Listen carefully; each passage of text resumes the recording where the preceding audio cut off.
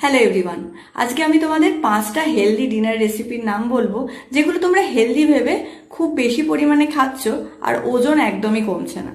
First option হচ্ছে 3-4টে multigrain রুটি, তার সাথে 1 বাটি আলুর তরকারি বা কোনো রকম সবজি। সেকেন্ড অপশন হচ্ছে খিচুড়ি। খিচুড়িকে অনেকেই হেলদি ভাবে, কিন্তু রাইসের পরিমাণের গন্ডগোলের জন্য পুরো জিনিসটাই গন্ডগোল হয়ে যায়। থার্ড হচ্ছে মাখানা চাট। মাখানা চাট এখন ভীষণ পপুলার ডিনার রেসিপি, কিন্তু 3-4 কাপ মাখানা চাট খেলে কি আর ওয়েট লস হবে? হবে না।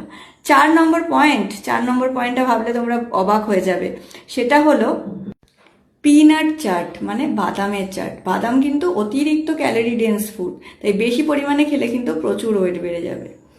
আর ফোর্থ পয়েন্ট হচ্ছে স্মুদি। স্মুদিতে অনেক কাজু, কিশমিশ, chia seeds, flax seeds, sunflower seeds প্রচুর পরিমাণে দিচ্ছ, তাতে ক্যালোরি হু হু করে বাড়ছে। তোমরা কারা এই ধরনের রেসিপি ডিনারে ট্রাই করছো আর 1 কেজি ওজন কমাতে পারছো না? অবশ্যই কমেন্টে লিখবে এর মধ্যে কোনটা তোমরা অলরেডি ট্রাই করেছো।